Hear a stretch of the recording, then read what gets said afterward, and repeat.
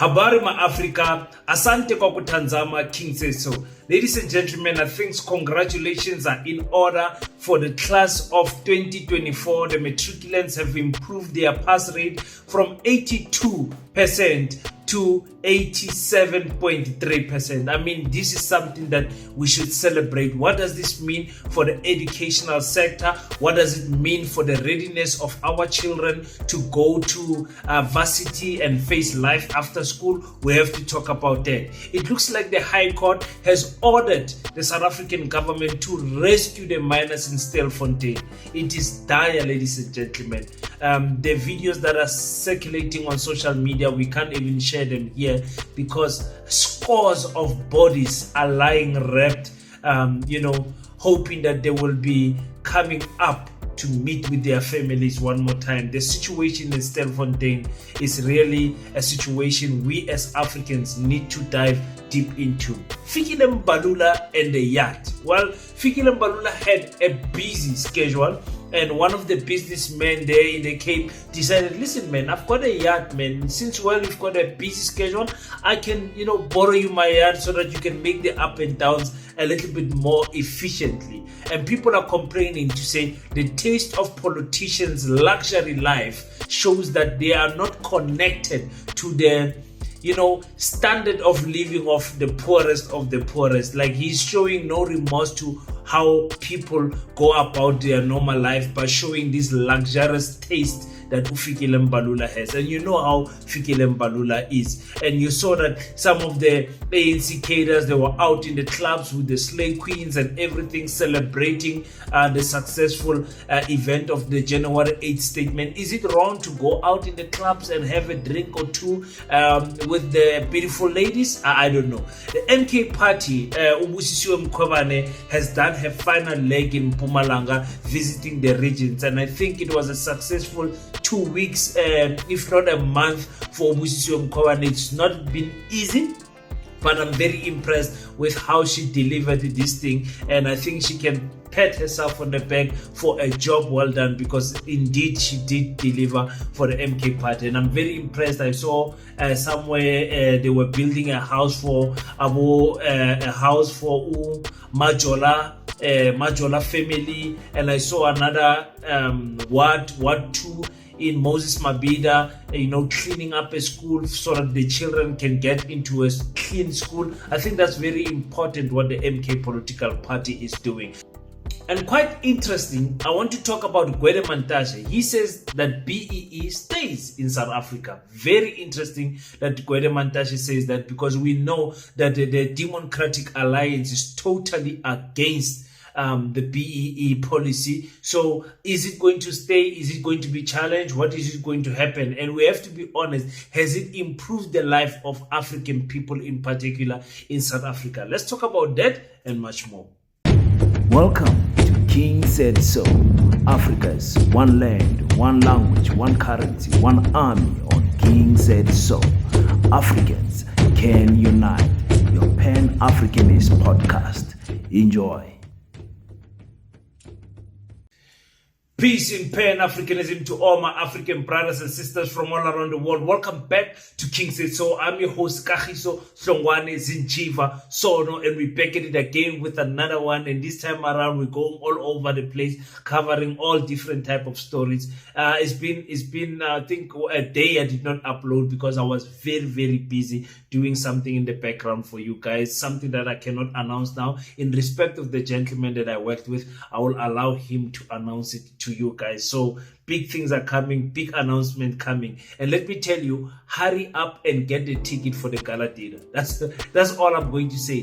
Hurry up and get the ticket for the gala dinner, because we are going to move in the speed of light. It's a matter of space, ladies and gentlemen. There's only a few people that we can bring to the gala dinner, about 100 to 120 people. Please make sure that you buy your VIP tickets. That is selling quite quickly. So please make sure that you to purchase the ticket so that we can do this fundraising for PASETA. PASETA, the Pan-African School of Economics, Technology and Agriculture, a black independent school for African children so that the future can be brighter. We're going to teach them economics, we're going to teach them history, we're going to teach them science, we're going to teach them technology, and most importantly, we're going to teach our children agriculture. So if you want to support this vision, please visit www.paseta.co.za and make your booking for the gala dinner. You want to be here, ladies and gentlemen. We can arrange accommodation for you.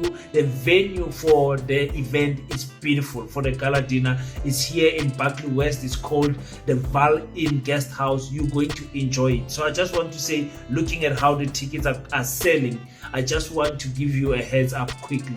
Buy your ticket right now. Don't wait. The people of the 15th, make sure that you buy your ticket. And the people of the end of the month, make sure that you finish the space. Thank you so much, ladies and gentlemen, to everyone that has purchased a ticket. And thank you to the team that is organizing the event of the gala dinner.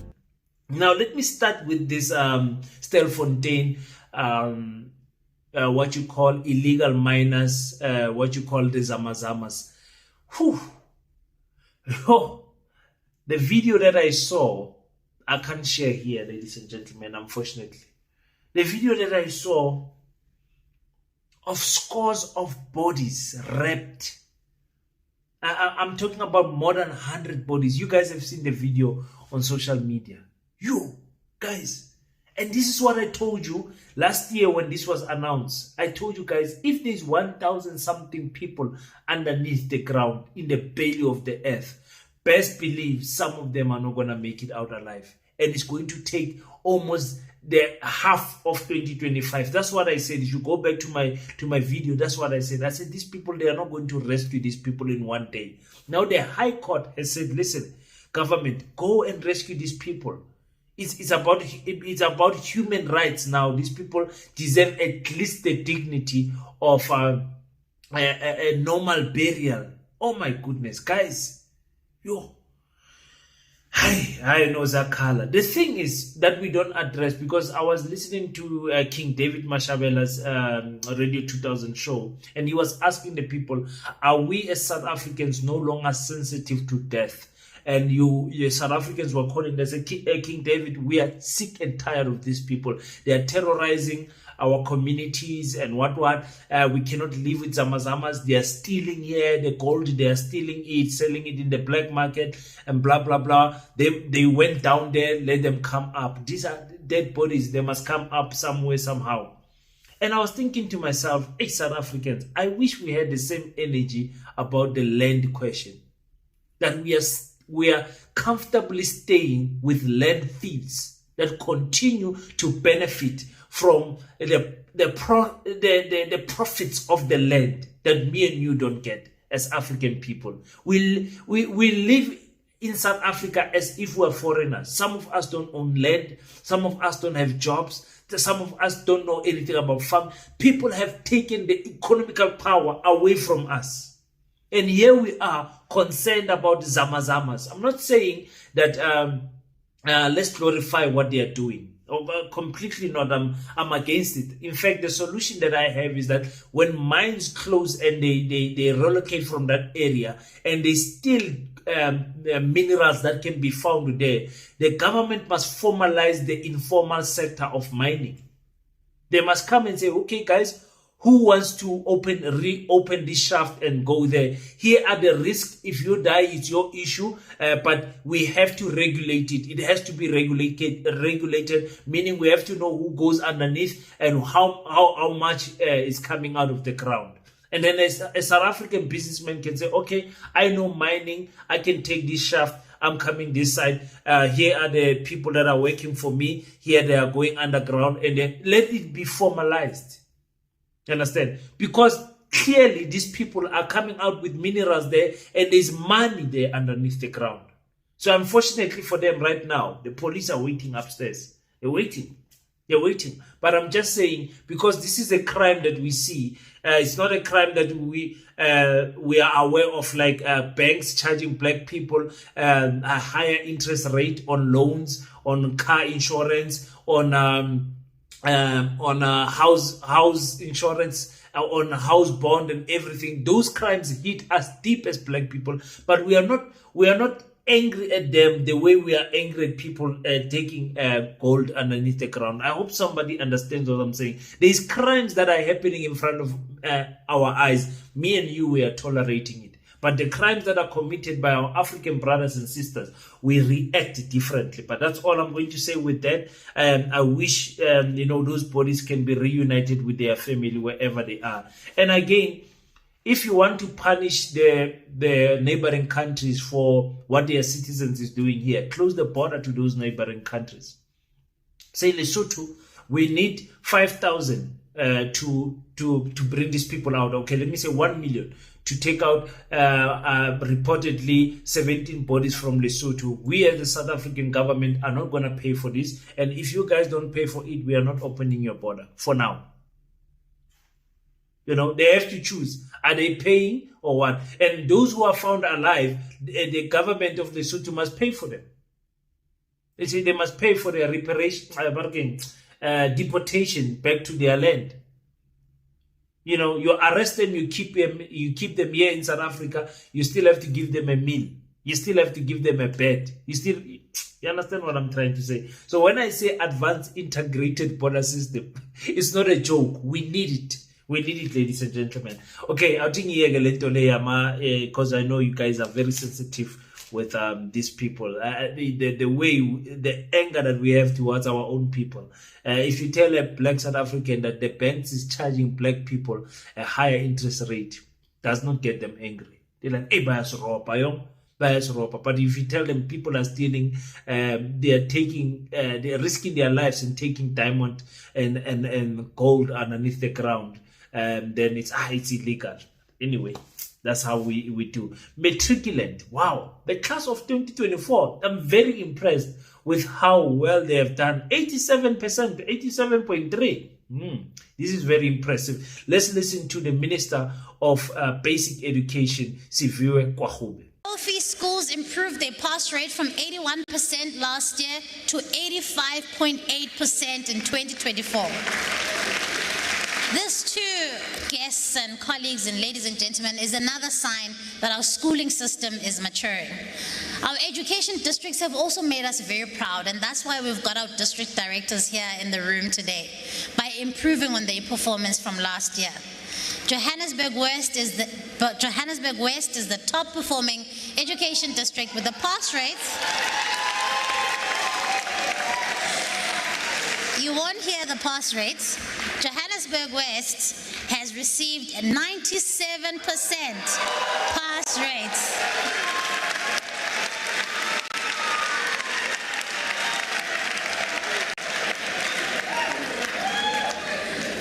And it is followed by Fezile Dabi Education District in the Free State at 93.5%.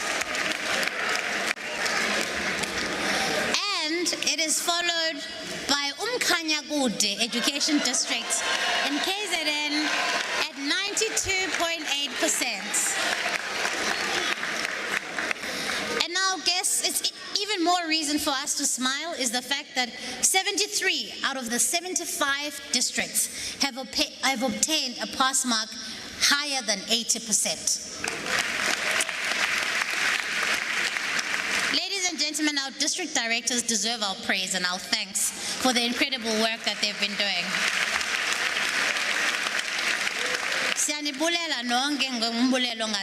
You've played and continue to play a critical role in driving excellence in your respective districts. I must also now I think we need to congratulate the class of 2024 for the excellent work they have done, an improvement from 2023. I mean, we cannot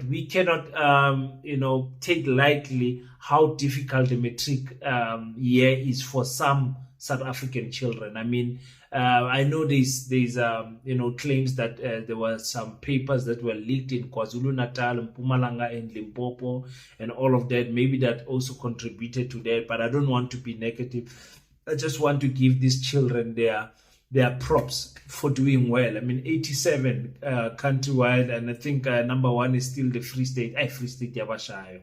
Free State, but most provinces hitting over 80%, which is very good, ladies and gentlemen. The question is then remains, as we are still building the Pan-African School of Economics, Technology and Agriculture, the readiness of our children to face life, number one, because life after Matric is different.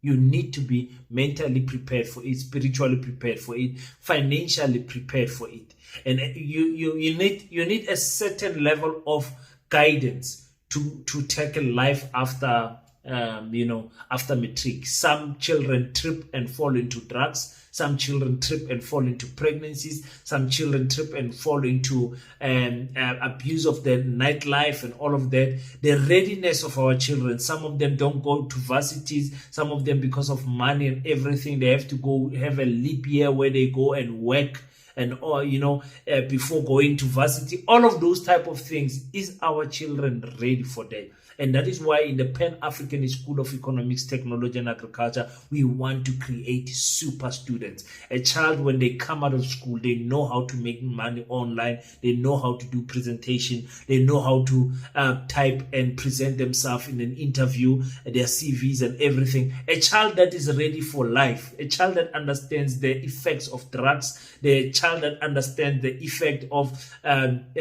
sexual activities at a young age, getting children at a young age, all of those things. When I was in school, those things, it was taboo to talk about. We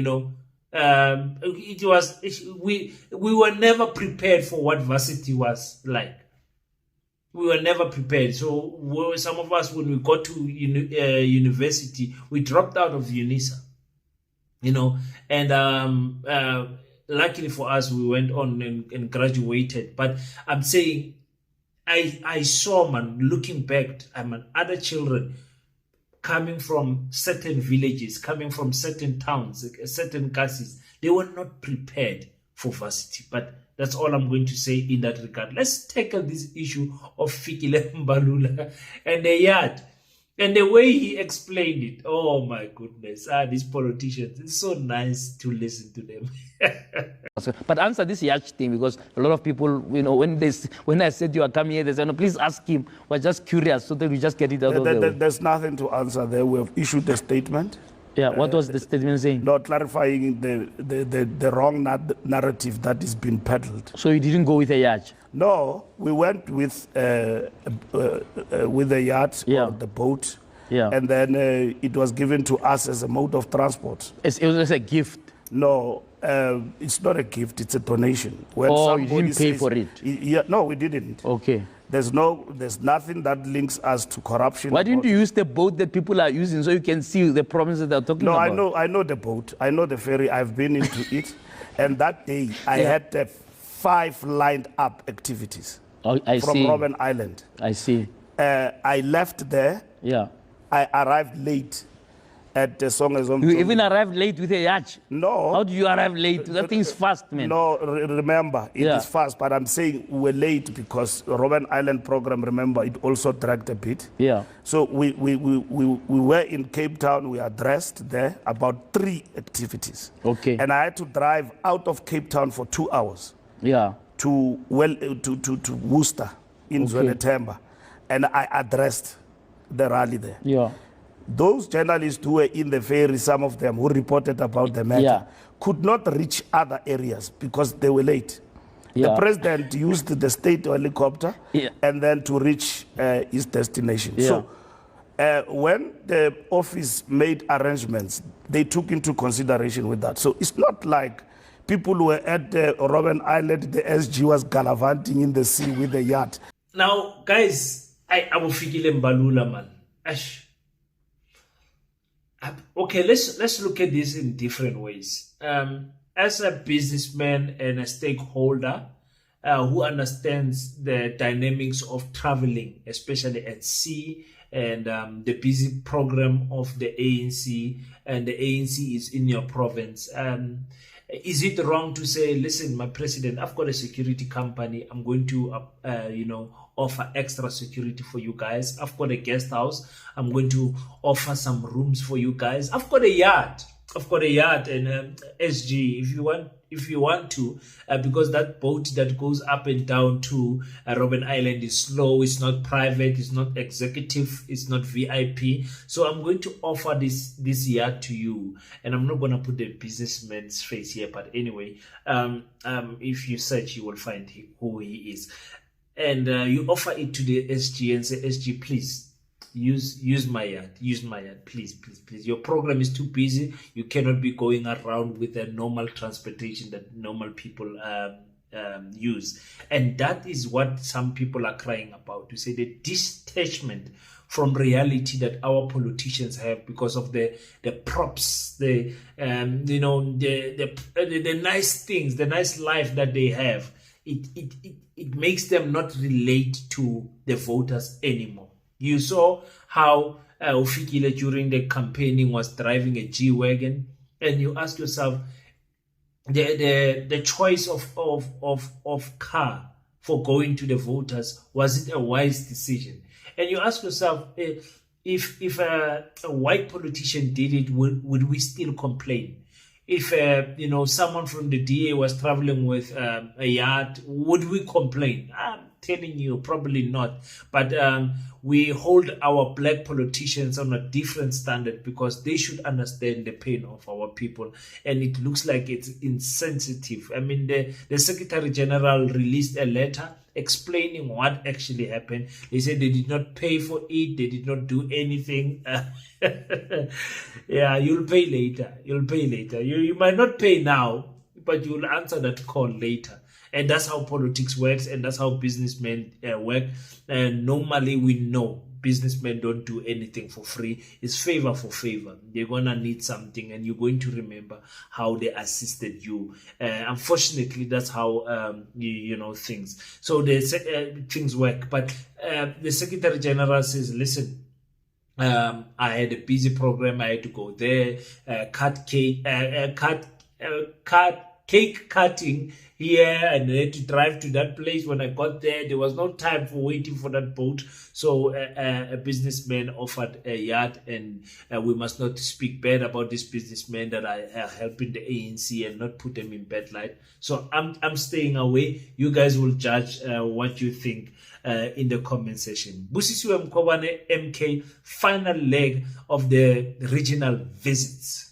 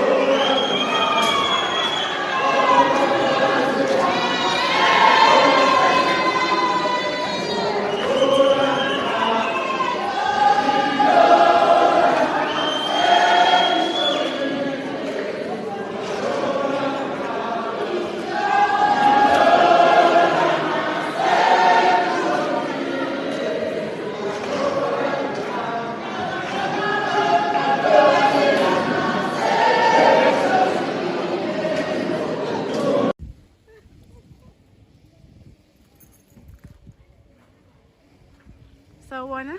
Yebo njani? Siyaphila njani? Siyaphila. Igama ubani ubaba? Unkosikhona Wonshengu, uqhamuka kaWard 2 ngaphansi komsunduze ngaphansi kwe Moses Mabhida regions. KZN. KZN yes. Okay, sibekwa yini la namhlanje?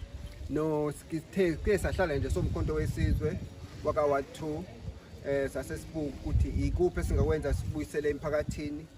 Base sicabanga ukuthi okay banako ingilokhu ingane zezizoqala esikoleni ngolesithathu sathi sithi ahlanganise into esingayenza ukuthi yini esingayibusela ngayo emphakathini sabe sesibheka ukuthi ezikole sinazo izikole ezikhona le lokukaWard 2 izintathu kodwa sitheme esiqala sathi soqala ngalesi esizodwa sase siyanda okuyisona esikusona nje amasathu sithi ngeke siklini nje ilokho nje esikwenzile. Siyabonga kakhulu nje kumasosha nakothisha la esikoleni esitheme esikhuluma nabo bathi basamukela ngokulento ngokunenjabulo nje okukhulu ne sithi ilokho nje esingakudlulisa sithi viva mkhonto sibonge nakhona uNcamalala ngoba lokho esikwenza basikuthathela ku president wethu uNcamalala ukuthi wathi asenzeni esokubuyisela emphakathini ilokho nje ebekade ngakudlulisa sithi amandla simkhonto siyabonga Mantashe ngisho ubucotho nje. Kwaza mkhonto khoza mkhonto khoza sawuthatha 1 2 sawuthatha amandla.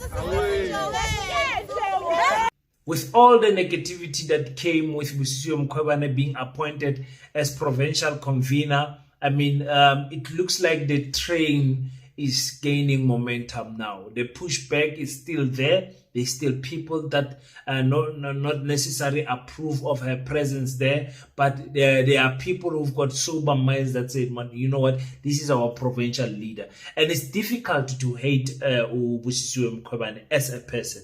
As a person, Lawyer Sisi Lawyer, she's a nice person. She's one of the darlings that you will ever meet, and she's a fighter. Not an EFF fighter, but, you know, a fighter. The way she fought her impeachment case and even fought fighting the current public protector for the benefits that was duly owed to her from the public protector's office. You can see this person fights. And the reason she was doing it, every time she kept on reminding the people, she said, I'm not fighting only for me. I'm fighting for my predecessors that are going to come after me. What about them? If I allow to be treated like this, then the coming people will also be violated like that. Oh, and I must say, women made that public protector's office famous. I mean, people were not focusing on who the public protector was up until Thuli Madonsela. Busisiwe Mkhwebane just took it to another level. This current Phala protector that is currently there, she's quiet now because there's nothing big to say. I mean, she ended the Phala thing by saying the sale does not mean that the transaction does not mean there was a sale. She killed us all there. We did not want to hear anything else from her mouth, Advocate Koleka. What a disappointment of a public protector. But history will judge them very harshly. Very impressed also with Moses Mabhida, Ward 2, and, you know, them going to a school and, you know, cleaning the school for the children. The schools are opening in 2 days. So cleaning the schools and making sure that the children get to a clean school. This is what I'm talking about when I say keep the comrades busy. Keep the comrades busy with programs. Let the ward be busy. Be visible. Don't wait for campaigning or for election time, for by-elections. Be busy. And they do this very well. The EFF also does this very well. That there's campaigns during the year that has to do nothing with voting. Just keeping the ward busy, just keeping your political party present in the problems of the ward. This is very good. It's something to be celebrated for the MK political party. I salute them for that because, you know, some schools are suffering. And there's so many things that you can identify in your community. Clinics, police station, whatever, schools, whatever. There's so many things. Roads, potholes, lights, and all of those things. There's so many things that you can do, man. You can do. There was a time where in our WhatsApp group here in Kimberley, someone was asking, the street lights were off in front of their house. And they're like, listen, councillor, if the municipality can give us the price of how much one bulb is, I am willing to pay for the bulb in front of my house because it's dark in front of my house and the thieves are coming and having a party here in front of my house, trying to rob us. So some people need to come out and say they can identify a problem in a community and solve it. So to see the MK political party, I saw them, there was another part where they were building about the Majola family house, assisting them there according to the disaster they have suffered. I mean, this is what political parties should do. This is what will remain in the minds of the voters going to the 2026 local elections. Remember, the race has already started. You don't want to start late, and you don't need budget. You need people that have a willing heart, and they will identify such things. Let's speak about Gwede Mantashe, the government of national confusion, and what is their stance as the ANC when it comes to the BEE policy. So would you say that with the government of national unity, what is clear is that BEE stays, and there's an expectation that they must follow that policy? It's not all political parties that are part of the government of national unity. It's not a government of national unity issue. It's a transformation issue for the country. We are coming from a history where blacks were not regarded as human beings, where they were not regarded as citizens, where they were not allowed to participate in the economic activity of the country. Now BEE opens that up. And we must do it because the blacks are 80% of South Africa. That is Africans only. But whites are only 8%. We cannot continue depending on 8% of society. Therefore, BEE is an imperative. It's not a policy choice. Yeah, and our unemployment rate still remains as high, with black people in the majority still being the ones that are affected the most. So has the policy actually worked? The policy to deal with that specific aspect. The policy must work. The policy must be continuing. But has it worked? No. Let me give you this. You see, if you do a checklist when you assess policy, you're going to commit dangerous mistakes, okay? Because you'll drop that policy and say, let's try something new. What is important is that policy has worked overall. Because if you look into society today, that society of today is much more educated and literate. And that in itself transforms society. And the time lag between changing the quality into the effective implementation is also important. It's an economic concept that there is time lag. And therefore policy is working. And the policy will have to work. If we listen to what Gwede Mantashe was saying, he was saying a whole bunch of nothing. Guys, rewind and play that part again. He was saying nothing. He could not articulate himself to, protect the BEE policy. There is nothing that he was saying that made sense in that clip. And I'm one of those people that say BEE must continue. The historical gap between black people and the white elites is just too big. And remember, the apartheid government was doing their own BEE version of promoting white farmers, white business people, and helping them, aiding them in all industries, actually. So for us also, the government needs to be intentional about helping black people. Otherwise, the gap will never be closed. There's no way you will go on on an even playing field. Even in the bidding process of tenders, you will never win. If there is a tender for housing or whatever, and the requirements 10 to 15 years of experience in the construction industry and whatever, you as a new emerging constructor, as a black person, you'll never win those tenders according to those criteria of selection. You know what I'm saying? So sometimes the subcontracting and everything assist, but the ANC is failing to articulate itself. You hear Gwede Mantashe is failing to articulate himself in protecting how the BEE has improved the lives of black people. Has it changed anything when it comes to unemployment? What is going on? They are failing to say it. You guys tell me on the comment section, do you still want BEE around, or do you want BEE to go away? You know, so I don't know. You guys will tell me. Again, let me just stretch again, guys. The tickets are selling for the gala dinner. We've got limited seats in the gala dinner, unfortunately, ladies and gentlemen. Everybody wants to come.